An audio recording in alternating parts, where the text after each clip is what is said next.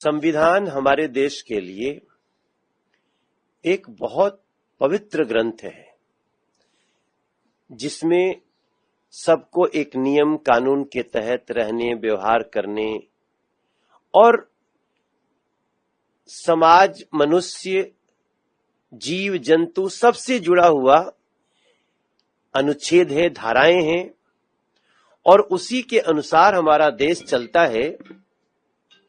तो मैं मानता हूं कि उस संविधान को 25 जून 1975 को कांग्रेस के शासन में उस संविधान को दरकिनार कर दिया गया, आपातकाल घोषित कर दिया गया।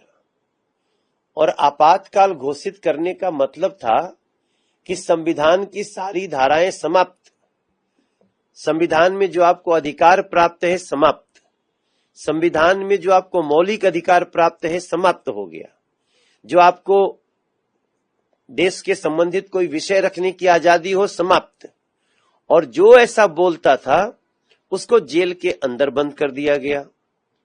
ये 25 जून 1975 को हुआ। तब कांग्रेस का देश पे शासन था, इंदिरा गांधी देश की प्रधानमंत्री थी, और जो लोग इसके खिलाफ बोले या तो मार डाले गए जान से या नहीं तो जेलों में बंद कर दिए गए। बड़े बड़े पार्टियों के नेता, कोई भी, किसी को आजादी नहीं थी कि कोई बोल सके। बड़े बड़े सारे नेता जो विपक्ष के थे कांग्रेस के सामने, सबको जेलों में बंद कर दिया गया। जहां जो मिला मारा गया, पीटा गया, यातनाएं दी गईं। तो संविधान की तो हत्या हो गई।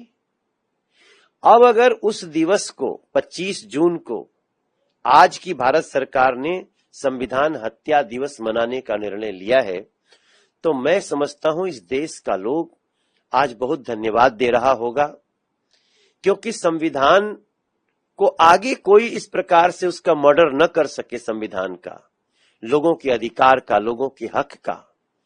इसलिए उस दिवस को याद रखना है ताकि आने वाले दिनों में हम आज जो संविधान की चर्चा हो रही है उसके अनुसार चल सकें, समाज को सुरक्षित रख सकें।